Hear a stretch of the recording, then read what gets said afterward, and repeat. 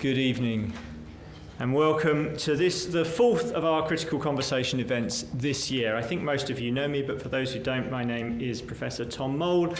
It is my privilege to be the principal of Mildert College, and my great pleasure to welcome you here this evening.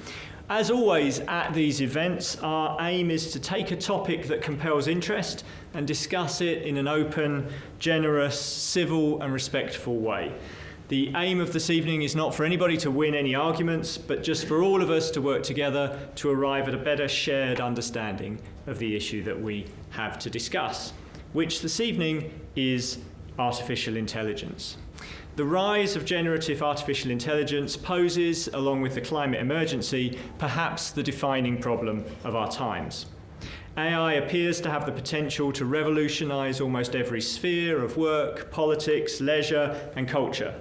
It will touch every area of our lives as individuals and as a society, from the most public to the most intimate.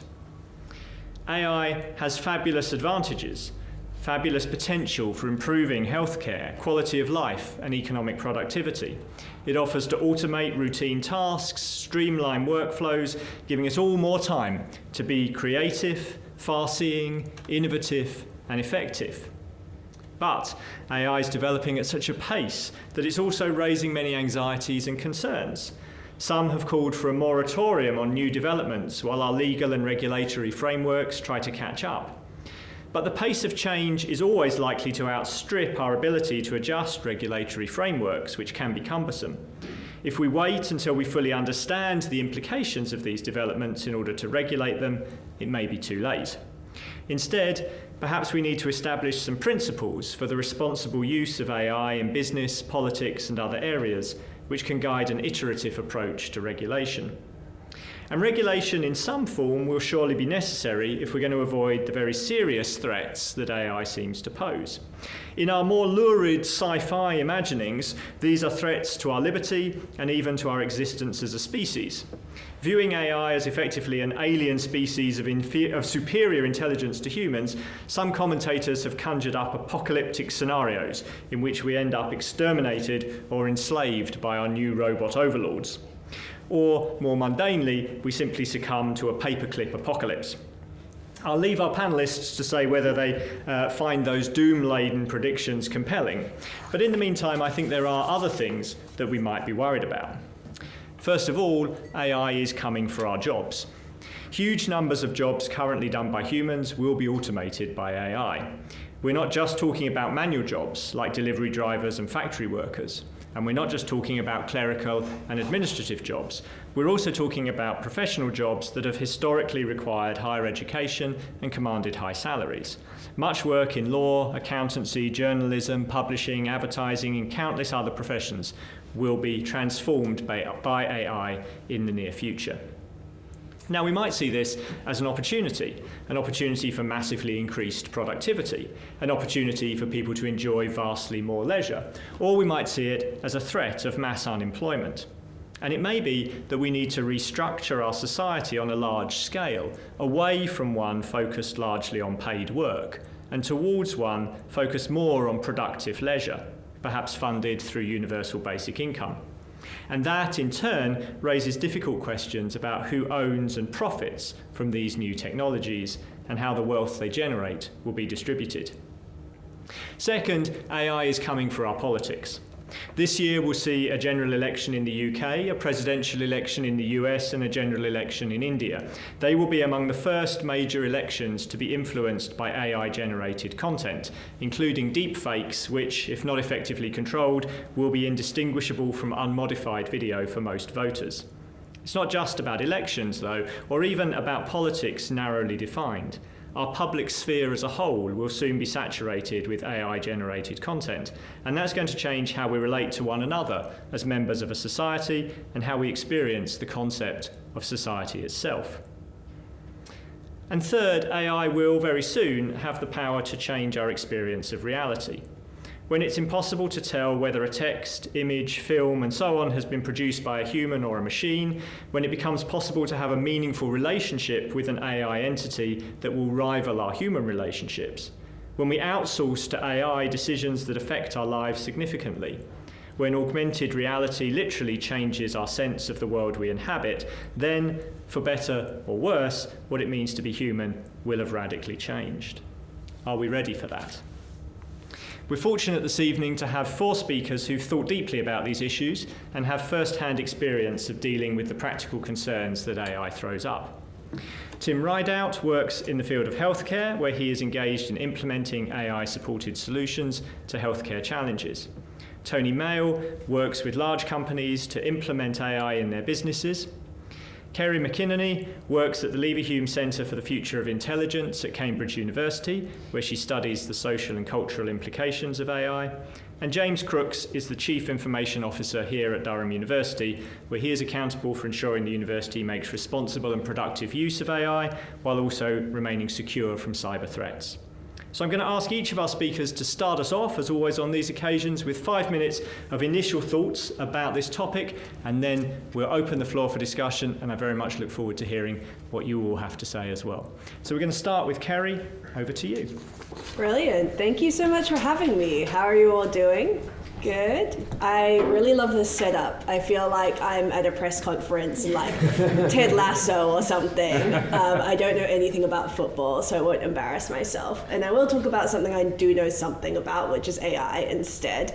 I'm Dr. Kerry McInerney, and most of my research thinks about how new developments in AI and other data-driven technologies are going to be shaping our politics and our societies. And so when I got invited to talk about whether or not we should be scared of AI, I think the first thing that really popped into my mind was where we focus our fears, because I think it's completely normal and natural in this moment when there's a lot of uncertainty, there's a huge amount of technological change, to feel fear and uncertainty, especially in this moment when there is so much hype and press attention given to this kind of nebulous cloud of ideas and things that we call AI. And so I guess where I would like you to focus your fears would be less maybe on what AI is or what AI might do, but maybe how AI is going to potentially transform or exacerbate the kinds of problems we're already seeing in our societies right now. So everything from the way that AI can exacerbate and entrench and deepen forms of systemic inequality like sexism and racism and many other kinds of discrimination and oppression, all the way through to the environmental impact that these technologies might have. And so I think these issues of generative AI and the climate crisis are very deeply intertwined, and it's important, I think, that we approach them really holistically. And so I'm sure that on this panel, we're going to be thinking a lot about maybe what some of those solutions might look like, or some of the alternative pathways forward we might have for thinking about the kinds of features that we might want to have with AI. I would suggest a few potential ideas for talking points, maybe for later on this panel. And I think the first is simply, I think we need different and better stories about artificial intelligence. We were talking just earlier actually about science fiction and the importance of the kinds of narratives we tell about artificial intelligence and what we think AI can be. And a lot of the stories that we use to communicate and talk about AI, things like the Terminator and Iron Man, they come from a very narrow Western cultural repertoire of talking about what technology is. And often it does fall into these kinds of hierarchies where we see technology as something we need to dominate or that should dominate us. And I think it's important to recognize that this is very much a partial worldview. It's something I think that we see coming from this feedback loop between Silicon Valley and Hollywood, but it's not something that is necessarily believed in other parts of the world. And so a research team at my center ran the Global AI Narratives Project, for example, which just went to a lot of different parts of the world to see how different cultural traditions and histories of thinking about AI could maybe show us different ways that we could imagine coexisting together. Everything from Buddhist approaches to AI and Shinto approaches through to a variety of different indigenous stories and speculative design projects that were all asking what would it mean to coexist with AI more peacefully than what we usually imagine. So on the one hand, I think we need this bigger narrative change, And on the other hand, I also think we need a kind of granular regulatory change. So this means, yes, thinking about these big questions about the future, but also dealing with the harms that AI is enacting right now.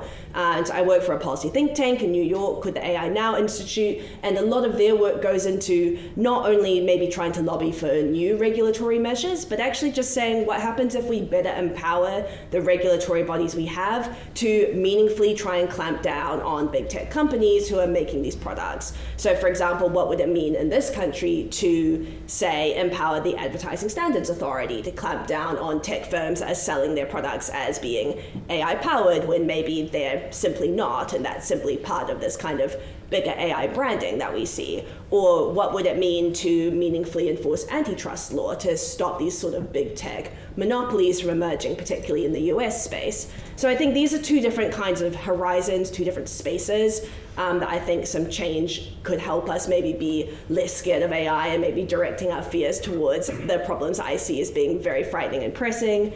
And then finally, I did pre-warn the panel, I was going to aggressively try and sell my book, which just came out with Dr. Eleanor Drage, which is called The Good Robot, Why Technology Needs Feminism, and is, I guess, myself and Eleanor's own answer to this question, should we be scared of AI? But more specifically is trying to do some of that imaginative work of saying, what would it mean to live differently with technology? What happens if we try to imagine technology as good? And how can feminism help us get there? So I'll definitely talk about this a bit more on the panel, but I'm going to leave it there for now in the interests of time. Thank Fantastic. you. Thank you very much, Kerry. Who's going to go next? I'm happy to do that, Hi everybody, I'm Dr. Tim Rideout. I'm really here under false pretenses because I am not an expert on AI. I'm not an expert on tech. What I am is somebody who spent their lifetime in healthcare leadership. And I'm going to talk a bit about what AI is doing in that space. But please don't ask me any technical questions because I won't be able to answer them. That's why I'm here. That's why James is. Right. I think inevitably I'm going to look at AI through the lens of healthcare delivery. Right. So for me, this is about utility. This is about what benefit can it bring to the delivery of a healthcare service? Can it bring to the outcome for a patient? And we were talking before we came in, and I suspect there may be as many definitions of AI as there are people in this room. I suspect we all will have our own construction of what we think AI means. So I'm going to give you my definition, which please don't write it down because it's very, very crude. But when I think about AI, I think about some sort of black box in which you put inputs in and you receive inputs out, but you can't really track the step-by-step things that happen in the middle. You can't really track it. Something magical happens in that black box. And that's how I conceive of AI. And the reason I use that definition is because if I think about a lot, I run digital healthcare services, or digital first. The first is very important because what we do in the companies that I've led is we use technology to enable clinical care. And that means it's still a strong human component, but we're using tech to convey the service. So coming back to that definition of AI, one of the things that we provide is a symptom checker. So something in which you can put your symptoms, and the system will say this is what we think is wrong with you, but crucially this is the clinician that we think you should be consulting with. Now our basic symptom checker, despite maybe we're all friends, right? Nothing's going to go outside this room, okay? Despite what some of the publicity might say, our basic symptom checker is not AI. And the reason I can say that is because I could track every decision point through the decision tree, so I know exactly why the system has given me the answer it's given me. Now we have a more nuanced and more complicated symptom checker that doesn't do that, but the core one that we offer our patients in Babylon Health and now eMed Health, that is not AI. So I think one of the questions, when we think about should we be scared of AI, I think there's something about what do we actually mean by AI? What actually should we be scared of? In my world, there are things not necessarily to be scared of, but there are things of concern. And I think you would be unusual if you weren't observing the fact that health systems globally are in crisis. It's a very serious point. They are in crisis. If you look at our own National Health Service, we have a model that is in crisis. Why is it in crisis? We have an ageing population. We have a chronic shortage of clinicians, both in this country and globally. At the same time, we have huge amounts of data that's been generated for every single person, every single patient. We have significant advances in healthcare, massive amounts of evidence-based publications, and new treatments every single day. And I had to check this fact before I came, but this is true. It's now estimated that medical knowledge doubles every 73 days. Every 73 days, the amount of information we have about healthcare, medical knowledge is doubling.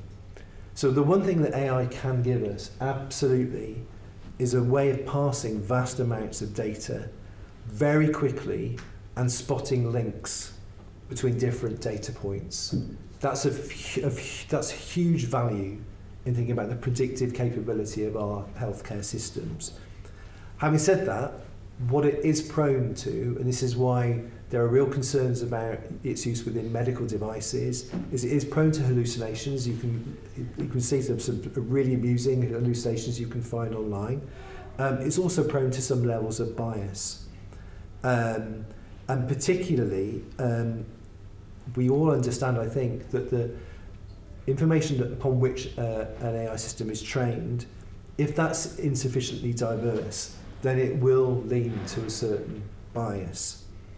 So if the exam question is, should we be scared? I don't think we should be scared, because actually there are some real world, big ticket issues it can help us with. But I think I agree completely with what Kerry said. What we need is a regulatory system, a political system that is commensurate with the challenges that AI now represents. And I think we just all have to be conscious of the fact that there are issues with AI that have yet to be resolved. But I'm looking forward to hearing what you guys think and where the conversation takes us. Thank you. Fantastic. Thank you very much. Who's going next? I'll go next then. I'm actually glad I didn't have to follow Kerry, so thanks for after that fantastic opener. As Tom has said, my role is the Chief Information Officer at the university here.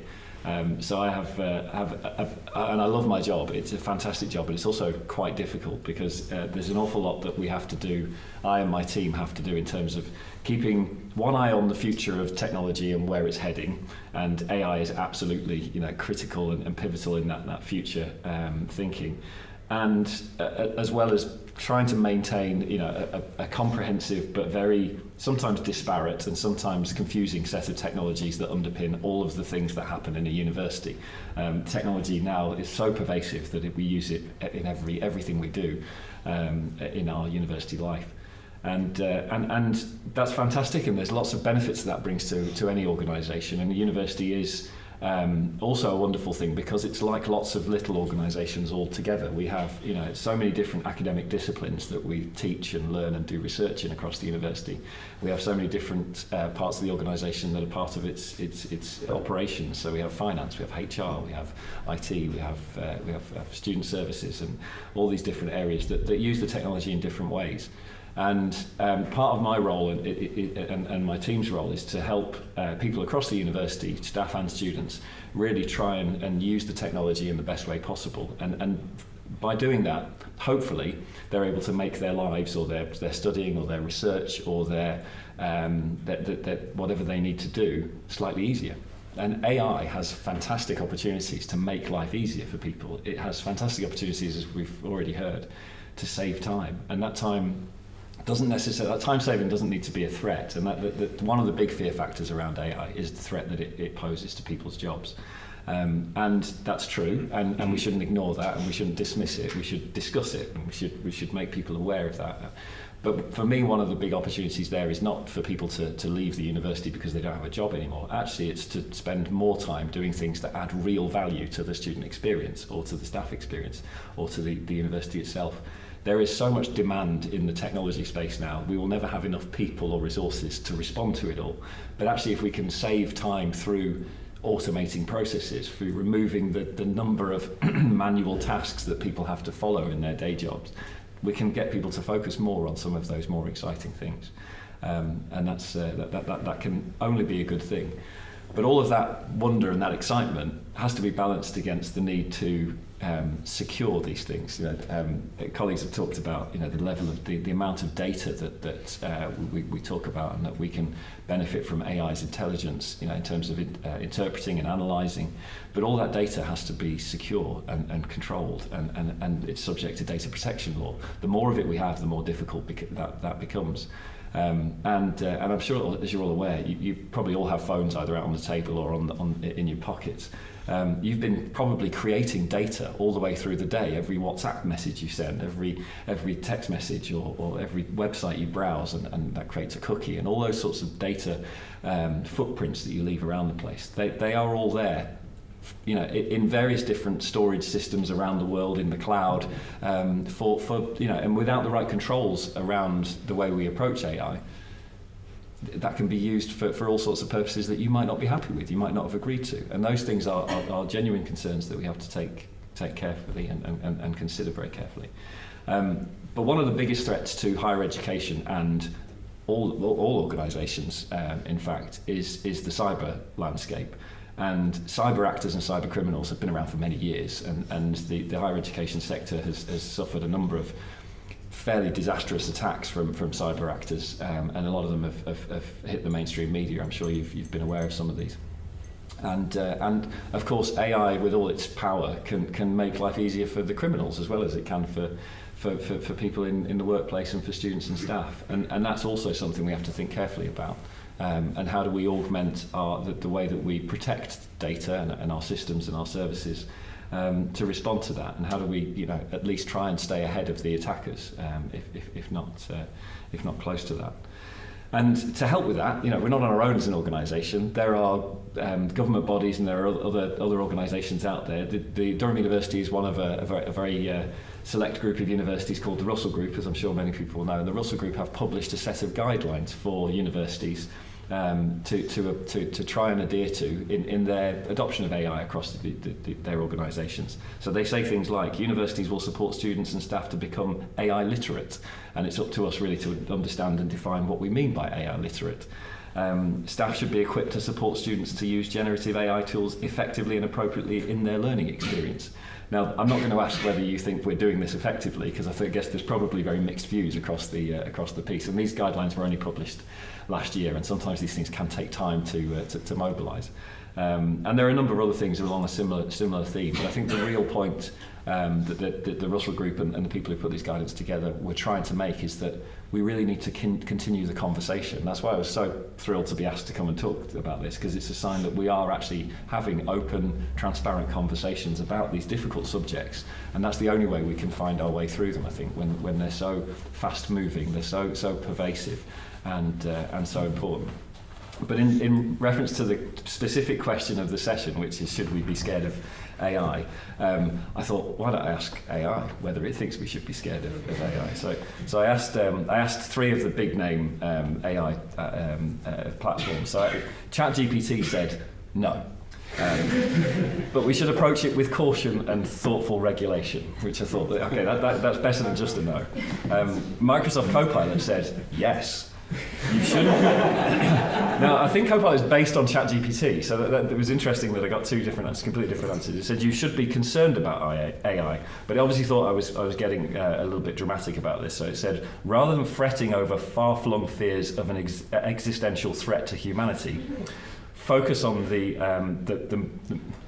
my notes are not as good. I needed to get ChatGPT to adjust my notes. Focus on the material consequences of less sophisticated AI technologies affecting people's lives right now. So we shouldn't fret over far-flung fears of an existential threat like Terminator, as was mentioned earlier. And then I think Google Gemini gave me probably the best answer, which is there's no simple yes or no answer as to whether we should be scared of AI, and here's why. There are potential benefits and potential risks. It does go on to say what some of those are at a high level. But it does say the key, the key is the future of AI depends on how we develop and use it. It's vital to invest in research, ethical guidelines and safeguards to ensure AI is used for the benefit of humanity. Now I kind of like that one more than the other two at least. And so just to finish before we continue with my sort of opening piece, that there are clearly some wonderful opportunities for AI here, for humanity to benefit from and for us to do fantastic things. But we do need to approach it with caution and continue the conversation. So hopefully that's what we're going to be doing this evening. Fantastic. Thank you very much, James. I'm not sure how reassured I am by the fact that AI tells us not to worry too much about it. I'm glad that you asked me. We should really have had an AI panelist, shouldn't we? We should have tried to get an AI to answer all the questions. I could probably introduce one now if you want. Lastly, we're going to hear from Tony. Thanks, Tom. Thanks, James. Hi, everyone. It's been a while. In fact, when I graduated from here in 1988, this room didn't exist.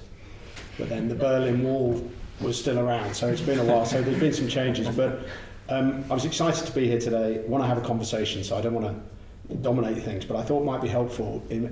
I've worked for the last 8 years exclusively in AI, helping big companies try and figure out how to get value from it.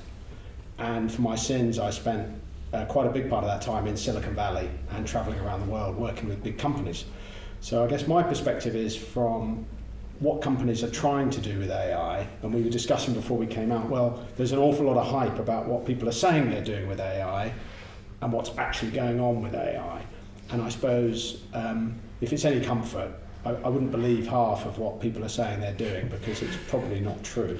Having said all of that, I think we're all agreeing. You're here today because you're interested in the topic, I guess, and this topic is not going away. And as Tom said in his opening remarks, you could argue it's the most profound technological advance probably in the history of mankind. I've certainly heard that quoted.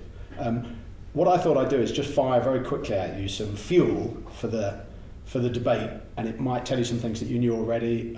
If not, maybe you can fire back at me some things. So I pulled out a few examples that struck me as quite profound, that are quite recent and quite interesting, about, for example, understanding whether paintings are actually by the person that painted them.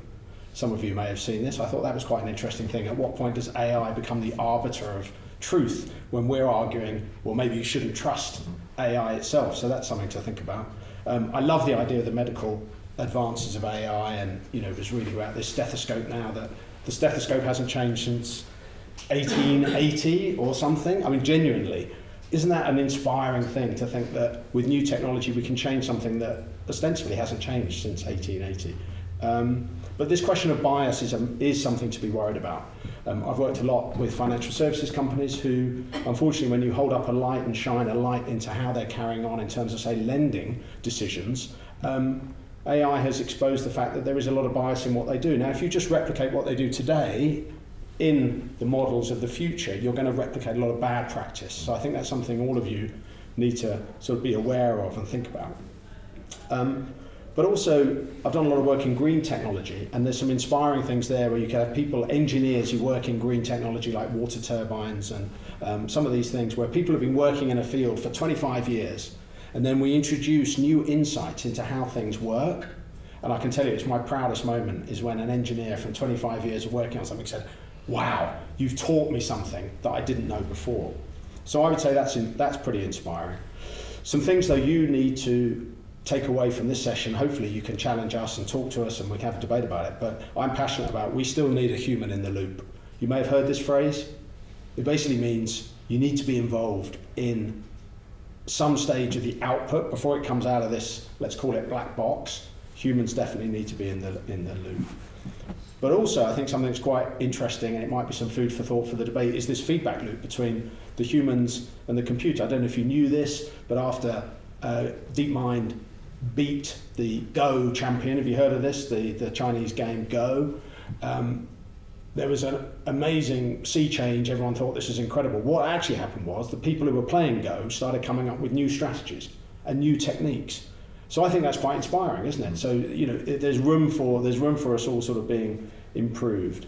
And one thing I picked up from The Economist, it might have been last week, the week before, and I hadn't really thought about this before, but maybe this is something for debate, about how can we lift, I don't know if I'm allowed to say developing countries, I think The Economist was calling them developing countries, but there is an inspiring potential here where AI could be used to lift entire countries, where there might be a skills gap and it could help people acquire skills more quickly. Certainly from a health point of view, it's going to bridge maybe some gaps that at the moment seem unbridgeable. So I think there's some inspiring things there.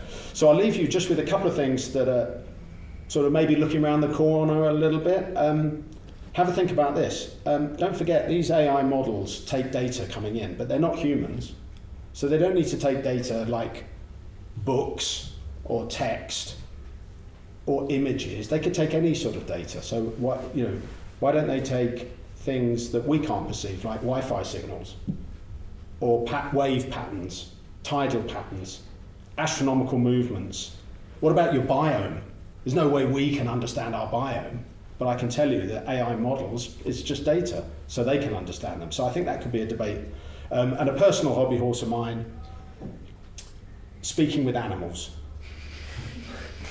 So all my kids are grown up, so there's no problem with that. But the point I'm trying to get at is, if data is the root of these models, AI models, there's nothing to say that we can't actually start to communicate with animals in a way that fundamentally we struggle with at the moment. But I'm sure a lot of you have read about some of the advances that are going on in that field, which I think would have an incredibly profound effect on everything, and maybe our respect for the planet and the other inhabitants of the planet. So I'll stop there. I'm looking forward to the debate. Thanks for coming, by the way.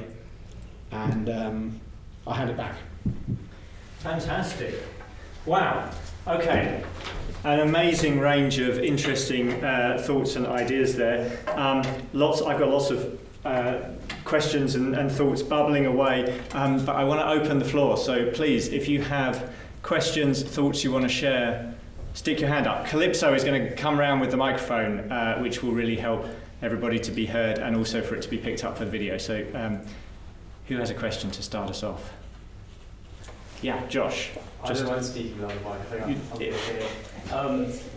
I was just going to address the idea surrounding the biases, the data, and about maybe, is there more of a danger that AI could lead to hiding the systemic biases that already exist, rather than fixing the ones that are there, so then thus people take a blind eye to it?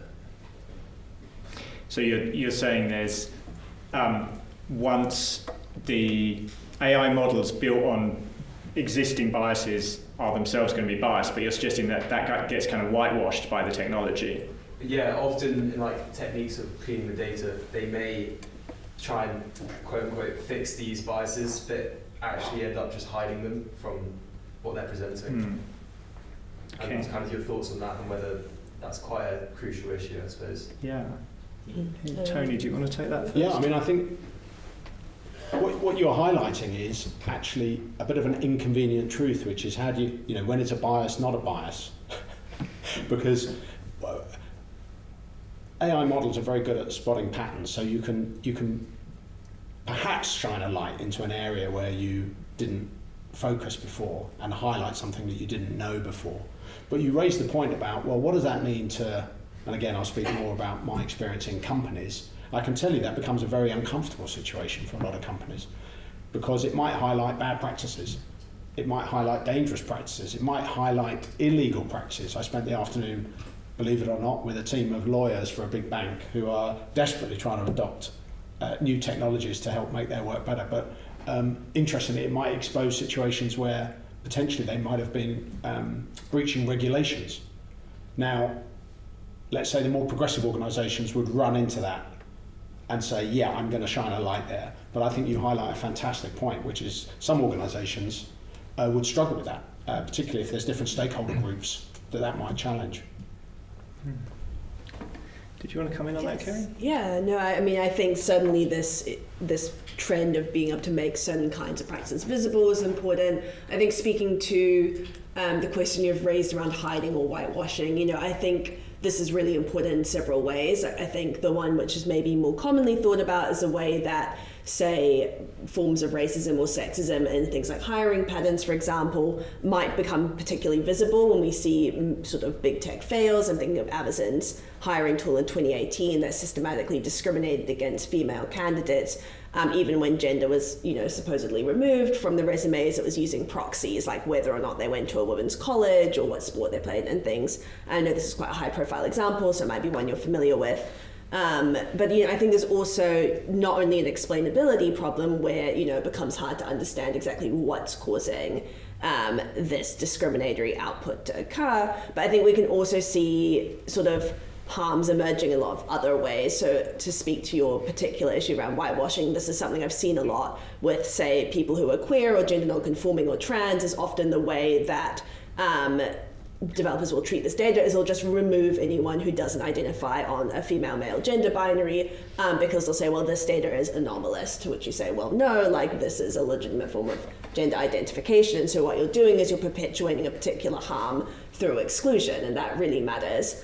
At the same time, I also want to kind of zoom out on the question you've raised around bias, which I think is a really important one, which is to say, I think one of the challenges I hit day to day as an AI ethicist, someone who works with everyone from policymakers to companies, is that bias just means really, really different things to different people. So to computer scientists, it might just be a trend in the data. They might not think of it necessarily as a negative thing. For social scientists, they might be thinking about bias in terms of unconscious bias or this sort of subconscious biases or negative stereotypes or frameworks we have about certain kinds of groups of people. And so I think, you know, trying to bridge that language gap can be really challenging. It's one of the reasons why I tend to try and talk a bit more about harms or structural inequalities when I think about the negative kinds of outputs that AI can be part of, especially because sometimes the system can be working exactly as planned and produce really, really harmful outputs. It can actually be not a kind of bug or an error in the system,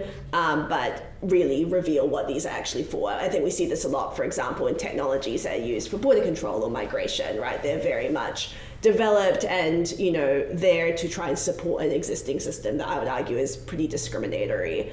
So that was a very broad answer, but I think it's a very big and important question. Now, that's a really fascinating thought that we, you know, I know that people are familiar with this already, but to what extent are we coding in bias that we perhaps are unaware of?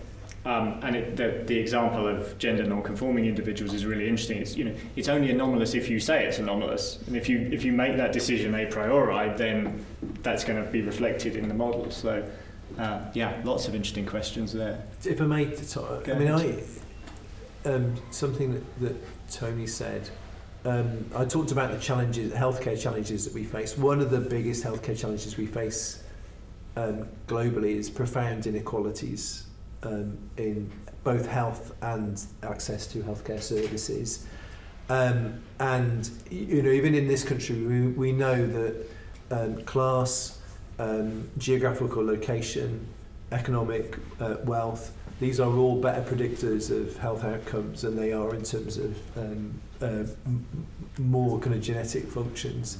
And actually, the sort of North Star for every health service and every health system is our ability to predict with ever increasing accuracy. Because if you can predict, you can address.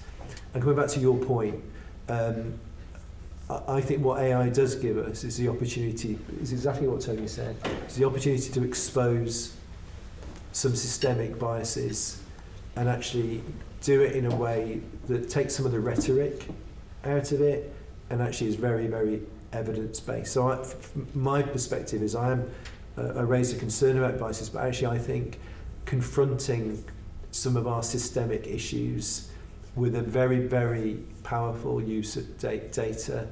As somebody who's passionate about universal access to healthcare, that seems to be a real opportunity that AI presents.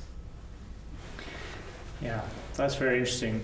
But at the same time, when you talk about evidence-based, but there are interesting kind of actuarial versions of this, right? If it is the case that young men are more likely to crash their cars than young women, should young men be charged more for their insurance? You might say, well, that's evidence-based. But then if it also turned out that straight people were less likely to crash their cars than queer people, does that mean queer people should be charged more for their insurance? Right? So evidence. There's evidence. Evidence is not saying something is evidence-based doesn't necessarily get us out of the. No, I think it's having the ability to really forensically get. But so those are kind of very surface findings. I think it's the ability to really get beneath that, and ultimately it's about changing behaviour, changing practice to make people healthier. That's what I'm interested in. So really being able to get beneath some of those surface things and actually unpack it. I said that the amounts of data we have now are just mind-blowingly large, and I think it's almost getting past our own ability to deal with it, which is, I think, the opportunity that AI represents. But I agree with you. There are some kind of very superficial findings that wouldn't be helpful. More questions or thoughts? Yeah.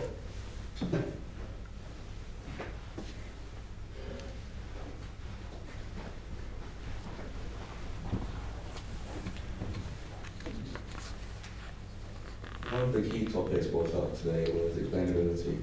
So we have mechanistic interpretability, which gives us the mathematical tools to extract algorithms from AI systems, and we have explainable AI, which attempts to build models that are explainable from the get-go. My question is, should we be having regulation that forces AI to be explainable? And if so, how do we get there? And if not, why not? Great question. Who wants to take a crack at that? I'm happy to take a first crack. I mean, I think that's, again, a really interesting question. And I guess this is not to turn it back onto you, but I would be very interested to hear your thoughts on this, particularly around regulation, is I think explainable AI to me is very interesting because I think it poses this question of explainable to who. So what kinds of explanations are required for different stakeholders, for different audiences? Is what we need sort of this kind of wider AI literacy? Or is this more about making things explainable to people who have certain kinds of domain knowledge? So for example, if an HR manager is buying a hiring tool, what level of explainability is required for that person? Do they need to have like a deep technical understanding of the algorithm, or do they actually just need to know how to use it? And I bring up that particular example because this is certainly something I've encountered and work with companies, as people will say, I don't want to know how this works, I just want to be able to use it. And so I guess, that would be kind of my question around regulation. Like, again, I'm very pro stricter regulation, and I do think explainability is a really central part of this. But I think we still have a lot of questions to answer when it comes to who do we see as having a stake or a role in the AI development and deployment process, and like what does it mean to tailor the kinds of explanations we need and require in order to be able to use these tools. And I also do want to flag, like, I think that while I think AI literacy is a really important aspect, I also think there's also a significant cost to the labor that's required to know and understand these tools. And I think it's also an important critical question to say, like, why are we asking people using these products to know so much? Like, this is a huge expectation and a burden of labor that we put on people when it comes to AI tools, when we say everyone should be AI literate, which we're not asking them to do for other products. And so, what justificatory case then are we making that people should be undertaking that labor? And actually, is that just a way of displacing responsibility maybe from developers or the people who maybe should be doing the necessary checks and making sure their products are robust before kind of testing them out on a general populace? But that's a little bit by the by. But I'd be really interested to hear what you kind of think regulation should do in response to explainability.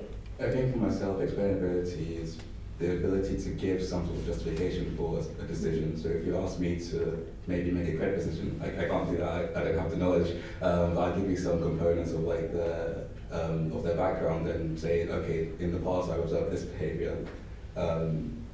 In terms of what regulation should do, I don't have proposals, but I have ideas. Perhaps certain systems in certain areas will need to have some sort of way of describing why they made such a decision before they're allowed to be used in practice. I think it goes back to the idea that it's a black box. We put it in and we get something out, but how do we know that what we're getting out is useful? But for me, that's why I might want explainability in the modern day. I think this is the challenge from a health perspective. So I think you've described it very well. And if we think about medical devices that deploy AI, they have to be explainable. You have to be able to audit the process, because there is no. If you're not able to do that, you're not able to assure safety as a consequence of the device.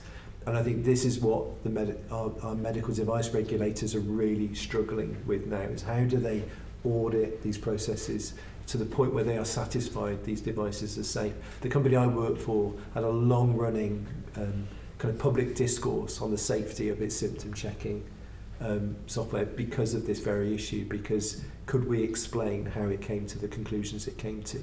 So you're asking a really kind of a question that's central to the issue of regulation, I think. It's really interesting. So that's a key question for leaders and managers, isn't it? Is, where's the accountability? If you're the leader of an organisation, you take accountability for what goes on in that organisation, and if the accountability comes down to individuals, you can fire them. If it comes down to culture, you can try to change your culture. If it comes down to your AI, what are you going to do then? So they're very thorny questions around that. It is a really thorny question, and if you take it at a sort of high level, at the governmental level, I read a stat earlier in the week that only 1 in 5 nations has a published posture or statement about the use of AI. And if you want to try and adopt regulation, you at least need to understand the context that regulation lives in. If you don't have a position that you can refer to, that's you've got to start somewhere, and that's a good place to start. But I think regulation is really difficult in an environment where the technology is constantly evolving, and it's evolving quicker than you can keep up with. But there are clearly sectors and applications here that just have to have regulation, and perhaps that's where that sort of posture statement comes in, that they're defining the areas in which regulation is absolutely unquestionable, it has to exist, and then perhaps there are others where we could allow a bit more flexibility to allow for a greater level of creativity, innovation, and exploration. James just has this fantastic point, though. The regulator also needs to be able to do their job, and what worries me here is if you look at financial regulation, for example, there's some bad behaviours that go on in certain markets where the regulator becomes overloaded with information and is unable to actually do the job that they have to do. So your question raises a really profound one about how do you fund and give expertise in a fast-moving, difficult area. If you read the EU AI Act, which I have, and then I got ChatGPT to summarise it, but one of the interesting things is, one of the basic requirements of that is, can you list the AI in your organisation? And I can tell you at the moment, so that must be the absolute basic question for regulation. Can you actually list out? I'm not going to put James on the spot. I'm sure it's impeccable at the university. But I do work with organisations that struggle with that. Back to our opening comments about what is AI anyway. But here's another thing, which I think we talk a lot about the explainability of the output. I know some very large, well-known, released LLM models that haven't told the world what the inputs were. So I would also argue you need an end-to-end. I mean, it's not just the outputs we need to be worried about, but can you tell me what the model was trained on? Can you tell me what your data sources are? And I think it's beholden on, let's say, us to put pressure on organisations, governments, countries. I like that idea as well, to push harder on this. I think we need to push harder. I think we're sleepwalking sometimes into some of these things. It's great. It's a great question. There's also an interesting question about who's going to do the regulation, right? And particularly, and James is saying, if you look at a global scale, there's a potential problem where countries perceive that they have a competitive advantage from light touch regulation, and the transnational structures of governance are extremely shaky, I would say, at the moment. So it's the same problem with the climate emergency. We not only do we not have the regulations, it's not even clear that we have the structures in place that would produce the regulations. More questions? Lots of questions now. Yes, so here first. Yeah. If AI comes for entry-level clerical or analytical roles first, then how will the young people in the future gain entry-level experience and expertise and develop their careers? It's a great question. I'm gonna have to, let's say, pick you up on your comes for, which I thought was wonderfully pejorative and straight in there. So we could think of it as power steering for the mind. So you could argue that actually what you're going to do is enable a junior entry person into an organisation to actually be able to do more than they could have ever done before, because it would give them lots and lots of guidance about how things could be done. I do agree with you to some extent. I was being semi-funny about the reality is there will be certain clerical type activities which aren't needed to be done anymore, and particularly as we're now seeing machine-to-machine communication even more, then that's inevitable. That's inevitable. But I think I'd like to think about the learning side then of, if you've got the world's knowledge at your fingertips, in theory, then doesn't that open incredible opportunities for people where previously it was the domain of someone who had 20, 25, 30 years experience to maybe mentor you or give you some sort of special guidance on something. In a way, you could be self-directed a lot more. That would be a counter view. I don't know, what do other people think? I know we're sort of talking back at people, but is anyone worried that they won't be able to get a job? Everyone's happy that their career. No one seems that worried. I think what was really some interesting. shakes of the head there. Let's hear. Does anyone want to comment on that? Surely. Or what, a related question. I mean, everybody here is a student of Durham University, with a couple of exceptions, or in some cases an employee of Durham University. Maybe we're going to be all right. Maybe we're not.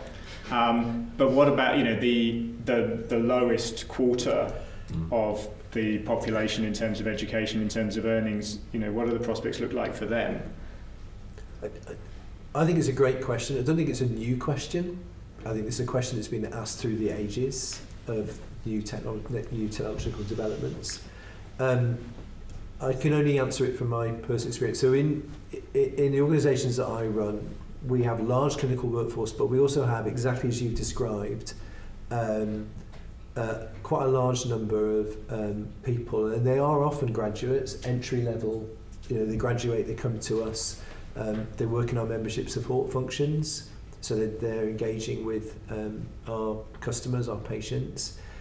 What my experience of technology has done is we use robots a lot, we've automated a lot of processes, but what it tends to be is a repetitive, very transactional, very low value adding, I think, really stuff that's just best done on an automated basis. Now, to answer your point directly, we have reduced our staff numbers on the back of that, so we have fewer jobs, but the jobs that are there are better jobs. They're more enriched experiences. They're doing things that are meaningful.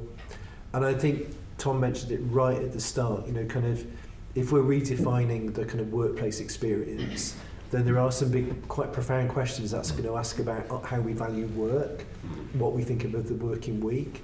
But your question is very, very pertinent. If you spoke to my staff, the ones who are there, they would say their lives are made better by the technology. Of course, that doesn't answer the question for those people who've been displaced by that technology. So it's a great question. I mean, I would definitely agree with you. I think that this reconsideration of work and this reconsideration of what we individually and societally value, I think, is one that is only going to get accelerated by AI. I would say, while it's important to think about how AI can enrich certain kinds of jobs, I think AI itself also produces, or this kind of broader tech industry, a lot of sort of very arduous, repetitive work of its own accord. And so I think to some extent, when we talk about the automation of work, it's not only important to talk about the class and racial and gender disparities, and that there was a report showing that particularly women were most likely to be affected by the automation and job loss, but also what kinds of new undesirable work get generated. So everything from data labeling through to content moderation have become, I think, major sites where we see very exploitative and extractive labor practices becoming an industry norm. And so, my hope is that the more we talk about automation, the more we kind of see this sort of broader pipeline of all the different kinds of jobs that might be being automated out, but that are ultimately powered by kind of a whole new set of labor practices that I think we should be really concerned about. Yeah. And I've seen job adverts recently on things like Indeed. I'm not looking for a new job, by the way, but for things like web content designers who would traditionally have been looking for, the job spec would have looked for skills in particular web technologies. Now it includes things like must be able to navigate and utilize ChatGPT and Adobe Firefly. And so those skills are now becoming key to some of those, I guess, what we consider more junior roles as a fundamental capability, rather than making those roles redundant. Now that might shift, more in one direction over time, but yeah, I think your phrase AI is coming for the low-level jobs is intentionally provocative, but I think we may see some of that over time, and that's why, again, going back to my original point about we need to start talking about these things as organisations and preparing for that, to be able to augment our job specs and our workforce to be able to support that. There is still a need for human beings right across every discipline and every area of our organisations. They'll probably just be doing better jobs and enjoy them more, which is, I think, what you were saying. And so again, that hopefully the more we talk about those things, the less scary those conversations will be. I do think, having said, I agree with all of that, but I suspect, Tony, you've had the same experience I have. When you are running an organisation that's funded by a private equity body, what's their concern, frankly, isn't the number of people you employ, it's the return on their investment. And when you have an automated workforce, which is effectively I do, I have quite a large number of our functions are undertaken by something that requires no payment. The margin benefit, the benefits to financial margins are significant. And that's why I think we haven't answered the question you posed yet, because it does come back exactly to what Kerry said, which is a redefinition of what we mean about work and how we reward people, because the financial imperatives, particularly in today's market, are extreme. Margin optimization is driving a lot of technological advances in the workplace, in the way that you describe. Great. Another question at the back here. So Tom touched on this at the start, but how do you think we can avoid the unethical use of AI and AI deepfakes, for example, political or the justice system? Everybody's looking at Ken. I'm happy to talk to this. I think this, particularly with this year, there's over 50 democratic elections, I think. It's something that I'm thinking about very actively with my research stream at Cambridge. I co-chair this Global Politics of AI stream, and so a lot of the research I do now is specifically thinking about how AI impacts domestic politics, but also international relations. At the same time, I wish I could come with a really clear, fantastic set of answers to you. I can't. I would love to know what you also think. But I think some of the avenues that I'm really interested in is trying to think about how we can approach this question of deepfakes sociologically, because I think often when we think about misinformation, for example, and how AI can be used to generate increasingly convincing forms of misinformation, I think sometimes we focus so much quite technophilically on how convincing it is, and I think we don't focus enough on what makes people receptive to forms of misinformation. And I think there's been now a lot of really interesting grounded sociological research that tries to grapple with why communities buy into certain kinds of conspiracies, certain kinds of ideas. And I think what that research has shown is that a lot of that is not really to do with how quote unquote persuasive the material is, and that people will reshare material even if it's not true, if they can tell it's not true, and even if it looks quite patently false, but because there's these like broader sociological and ideological forces at play. So I think, for me, one approach that I think is really important is looking at these technologies in context. And then I think the other thing that I'm very passionate about is thinking about deepfakes as part of this longer continuum of other kinds of discriminatory or abusive practices. So something that I do a lot of work in as someone who works on feminism and tech is unfortunately intimate image abuse, or specifically thinking about how AI is being used to perpetrate forms of harm and abuse around nudes, around revenge porn, by kind of creating intimate imagery without someone's consent. And I think on the one hand, like, this is an area of generative AI that really, really concerns me and really frightens me. It's something a lot of people are really panicking about, I think for good reason.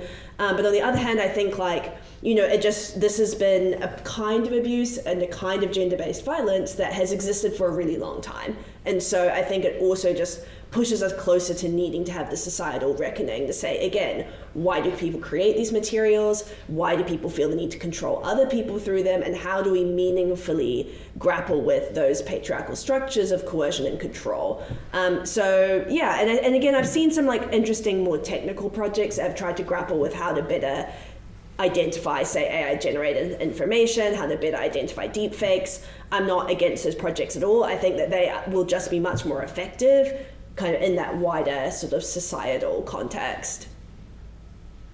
I don't know if you have I'll echo thoughts on that. I think you need a two-pronged approach to it, because the technical approach, some of you might have seen, Intel, for example, launched a deep fake algorithm to be able to tell on an image whether someone was generated by looking at blood vessels and how they reacted during the sequence. And they've had some, I would say, that's a work in progress. It might be still not there yet, but there will be, because let's face it, there's going to be a lot of money to be made being able to identify, certify, content, be it written, be it image, be it voice. We mentioned security earlier. Do a lot of work with banks. I can tell you this is an extremely active form of fraud that goes on, and therefore that side then drives investment to try and fix it. But actually, the other side of it, the ability to question, the ability to think critically, the ability maybe to put that in context with something else. If we don't equally equip all of us to have those skills, no amount of technology is going to really help, I think. It's a really massive challenge, and there's a tidal wave. We mentioned obviously elections, but it's pervasive in lots and lots and lots of different things, like we're saying, in terms of abuse, fraud, and so forth. Yeah, and if I can jump on that quickly as well, I think, what you kind of talk about, like that human side and sort of that vulnerability to misinformation and manipulation. I do want to say again, I think these certification processes, certainly not against them, technical solutions or technical approaches to this problem do matter, but I think where the example of intimate image abuse is really important is because I think it doesn't matter whether or not people know, say, the deepfake imagery of Taylor Swift is fake. I think most people know that it's fake, but the harm has already occurred, or the person, Taylor Swift, has already been violated. So then where do we go from there? And so I think it requires also just a more holistic understanding of security and safety and what that means when people have a sort of a wider repertoire of harmful tools at their fingertips. Yeah, absolutely. And the cyber situation I was talking about at the start there, people aren't being conned by deep fakes. They're being conned by pretty poorly put together emails that say you've missed an Amazon delivery, click here and give us your username and password. There's such a lower level of kind of education and awareness raising and understanding we need to get past before we. I'm talking at a different level entirely here, obviously. But that does raise a really interesting question. I absolutely agree that critical literacy is got to be a key part of our approach to this, but it's not going very well so far. We've had sort of 20 years to teach people how to spot fraudulent emails, phishing emails, and so on, and people are still conned by that stuff every day. So, how are we going to do it with deepfakes?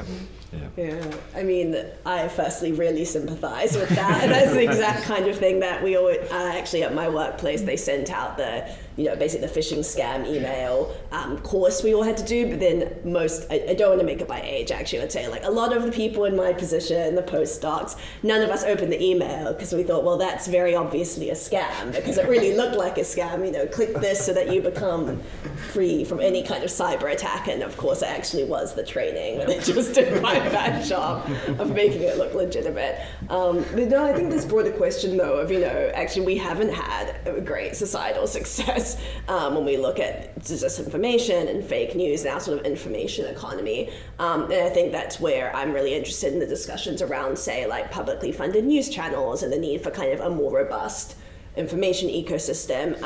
And while I think this like individualized media literacy and critical thinking is of course really important, I also think like we've also seen kind of a very different fragmented kind of information platform media emerge. And again, big tech's played a huge role in this with social media and an attention and clickbait economy. So I also think to some extent it's important that we turn back that critique as well to the people who are building the platforms that actively help disseminate kinds of false information. I don't know if you have any further thoughts on No, I'm just a bit depressed now. Sorry, that is my main role. I'm sorry.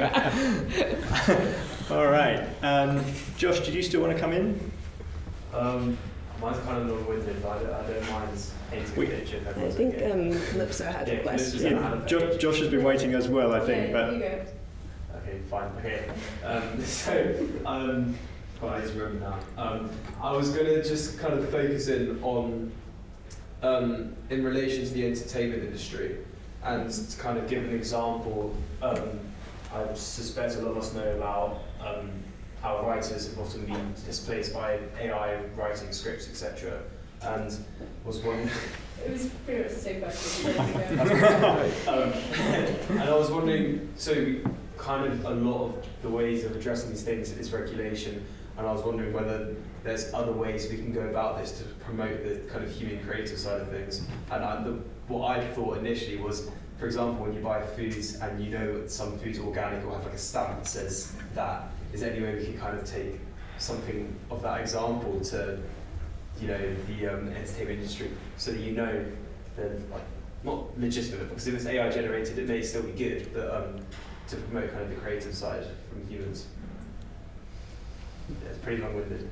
No, it's interesting. I mean, in my other life, I spent a lot of time with authors, and this is the most live topic amongst them at the moment. They're kind of, and they are scared of AI. If we were having them in the room, the answer to the question would be yes, we are scared of it.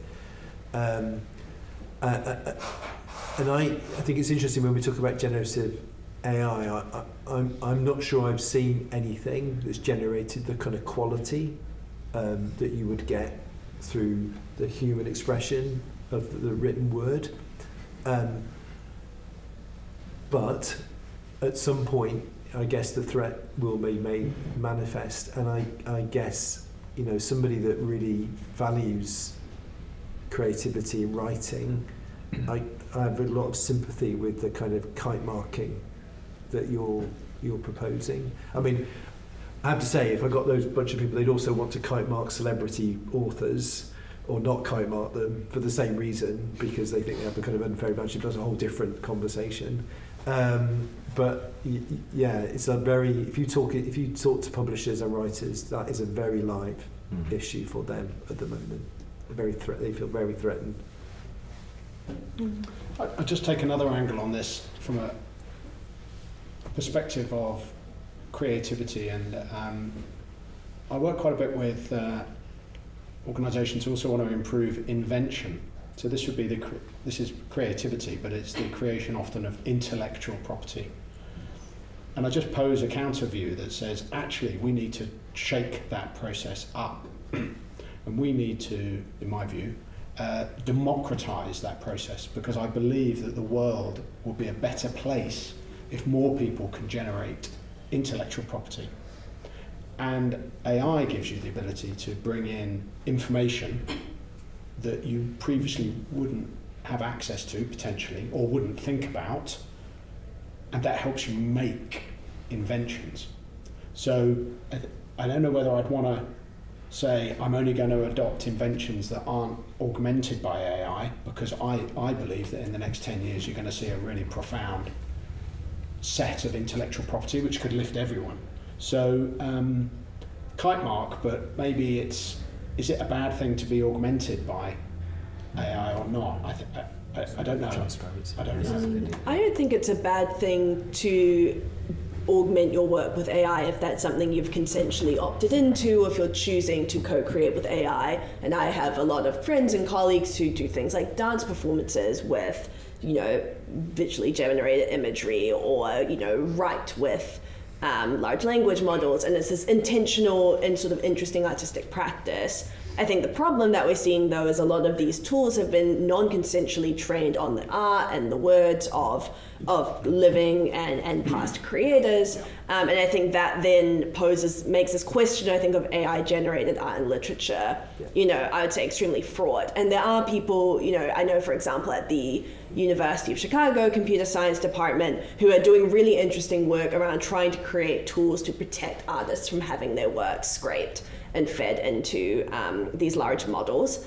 I think the question you raise around like watermarking or having a sort of stamp of authenticity is really interesting, because something I've started to see kind of happening organically on TikTok, I don't know if you've also seen this, is whenever a movie is not great or a song is not great, everyone in the comments starts being like, this is AI generated, or like AI generated, ironically, I think is now also starting to get almost used as a code word for something being low quality but passably functional. And so, I think on the one hand, that's very interesting, because I'm sure a lot of those movies were not AI generated. They were just not very good. But on the other hand, I think it also makes us step back and say, like, well, actually, what do we value? Is the problem that AI made this film, or is the problem that we keep pushing out, cookie cutter superhero movies because we know that those turn a profit? And again, look, I love a good superhero movie. This is not an attack on the existence of the Marvel franchise.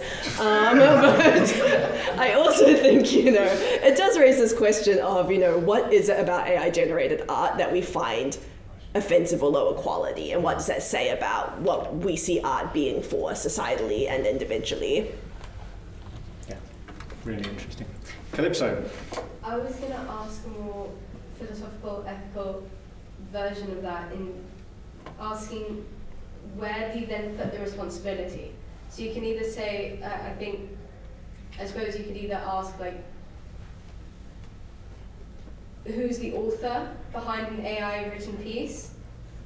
Or even when you're doing, like, you're generating videos that are not consensual, where do you place the responsibility when an AI has done it, and when essentially you can basically not wipe out your footprints, because you can't when it comes to AI, but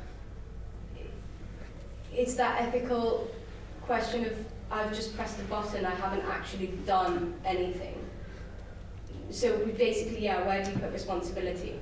Whether it be art or whether it be law. And how does that complicate the legal system? Well, it does complicate it, doesn't it? I mean, there are so many examples of bots being let loose on eBay and ordering drugs somehow. And where is the legal responsibility there? You can't arrest the AI bot. So is it the creator? Is it the software house? Is it eBay? Is it I don't have the answer. I mean, I don't know if the US Patent Office has been struggling with this one, exactly that. Because you could generate 1 million, exactly like you're saying, 1 million patentable, in theory, inventions. You've pressed this button. But like we were saying earlier, how is this thing trained? Can you say it isn't your responsibility for doing it? They've struggled a bit with it, and their answer was a human, I think I've got this right, a human still has to have their name on a patent at the moment. It can't be solely an AI patent. Because a machine, let's call it a bad actor, but let's say someone just wants to flood a space with these things being generated. It can really stifle other people coming into it. I'm just thinking from an intellectual property point of view, but yeah. And copyright law is another consideration. You know, if all of this generated content that you know, it may be difficult to tell whether it's originally produced or just generated by AI. If it's generated by a large language model, a lot of that content is from other sources that are copyrighted. So how do we approach that? And these are other sort of, you know, big questions that. So when we're talking about jobs as well, surely the AI isn't taking away jobs, but bringing out new jobs that we didn't even knew would emerge, because this is creating a whole new legal system. So people are going to have to be retrained, and AI can't train people to rationalize AI. So that is something that has to go above and beyond. Are you saying we need more lawyers? I'm saying we need a new kind of way of thinking about things. It's a really interesting point, and I think Kerry said it right at the start, which is actually we already have systems of regulation, and we have principles that underpin them.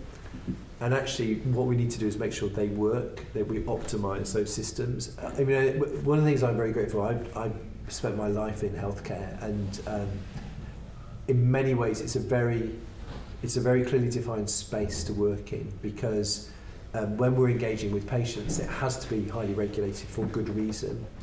And whatever the technology we're using, the medico-legal responsibility sits with me. I'm something called a registered manager with a Care Quality Commission. So the accountability, whatever tool we're using, whatever context or scenario, I am the person who's accountable for the care that my patients receives. And actually that's a good thing, you know, and that should stay in place regardless of whatever tools we're using to convey care. So I come back to where you started. I think we just need to lean into and make sure we optimise the systems that we already have in place. Yes, and if I can add on to that quickly as well, we actually, on a side note, this book is also a podcast that myself and Eleanor run, just in case you've forgotten, we're not going to put it up. But yeah, so on this, we have an episode with Hayley Bosher, who's a leading intellectual property lawyer, but specifically focused on the music industry, and her episode is around the impact of AI-generated music and what that will mean for copyright law in that space. So I would definitely recommend that. I'm not a lawyer, to be very transparent, so I can't answer that from that perspective, but something that myself and some of my colleagues have been thinking about more broadly when it comes to thinking about who's responsible for AI-powered systems in industry contexts is trying to shift the bar a little bit from saying who's responsible when something goes wrong, so who's responsible when the system fails, when there's a discriminatory output, and kind of trying to shift the focus to saying, like, what does it mean to have a culture of responsibility, or what does it mean to treat responsibility as a care practice or a maintenance practice, recognizing that systems have to be looked after constantly and over these long life cycles, and not just in the moment where harm becomes visible when something has, apparently broken, because like a lot of these systems require constant kind of tinkering to prevent algorithmic drift, to make sure that they're still working in context, to make sure that the way that they're layered with other systems isn't causing problems. And a lot of that kind of like work, which itself is often quite dull and undesirable and repetitive, according to the engineers we spent a lot of time talking to, can be really undervalued work. And so I think, I see it actually as linking to this like bigger discussion that we have around what kinds of work, again, we value. We touched on that. I think about that through a feminist perspective. So again, how these kinds of labor are often gendered and sort of who's performing these kinds of labor. But yeah, I think it just brings us back to that core question of what do we value, and are these new systems going to help us get there or not? And that seems like an excellent place to end, because we are out of time, unfortunately, for this discussion. I'm not sure whether you should be more inspired or more depressed as a result of what we've said this evening. But what is absolutely clear, I think, is that we are going to need, as a society, to think very carefully and very deeply about AI. And there's some evidence this evening that we're starting to do that. So I'm really heartened by that. There are some QR codes on your tables that you can scan and give us some feedback on this evening's event, please take a moment to do that. It only takes a couple of minutes, and we very much appreciate it. We do read them. We don't delegate that task to an AI yet. So we would very much appreciate it if you'd give us some feedback. This is the last of our Critical Conversation events for this academic year, but it's time to start looking ahead to next year and thinking about what kinds of topics we would like to discuss and what kinds of speakers we would like to invite. If you have thoughts about that, there's an opportunity as part of the feedback form to let us know your thoughts on that. And we'll also be looking for some people to join us on the Critical Conversation steering group to discuss and come up with some new topics for next year. So we'll be putting out a request for people to join that group very soon. But if you are think tonight after this conversation that you would be interested in joining that group, please don't hesitate just to talk to me or to Katie, and we'll be delighted to have some more people joining that group. So thank you very much for that. Thank you all for your contributions, and please join me in thanking our panel once again for a fantastic discussion.